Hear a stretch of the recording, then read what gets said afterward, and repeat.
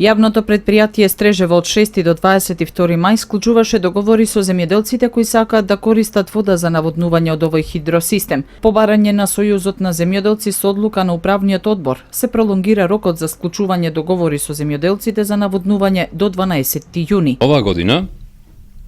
очекуваме пријавување на површини повеќе од 6000 хектари,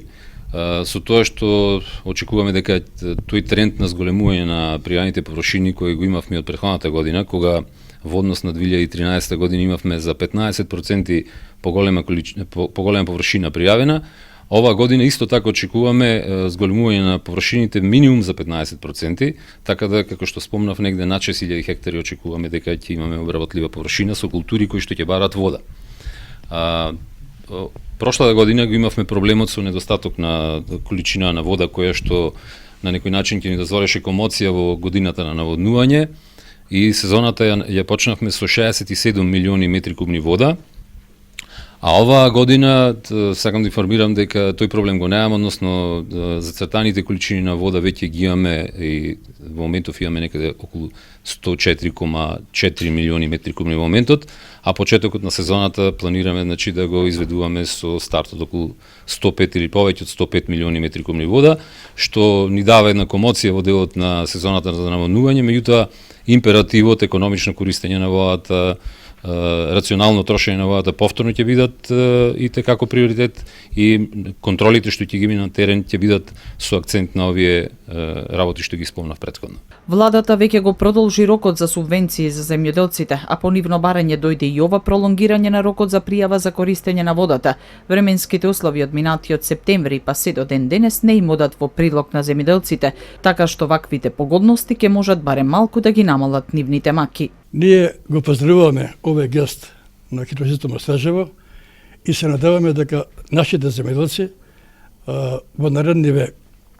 10-15 дена ќе можат да ги остварат своите следбени планови и да се посее се оно што е предвидено. Меѓутоа, за жал, на некои површини, посебно оние што е поплавени, со поплавите, не ќе може да се подготват за извршување на обработна седба, и многу површини ќе бидат преорани и од пролетната седба, сега што беа посеени пролетва, и од есенската седба, тоа станува збор за пшеницата и јачмена што беа запатени со водите на Стрежево, со водите од Црна река.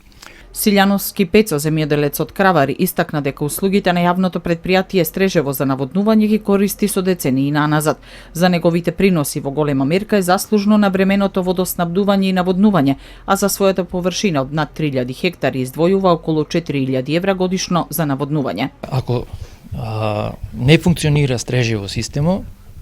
значи не функционира система за наводнување, ние како земјоделци едноставно треба да крениме раце и да садиме само пченица и то. Значи,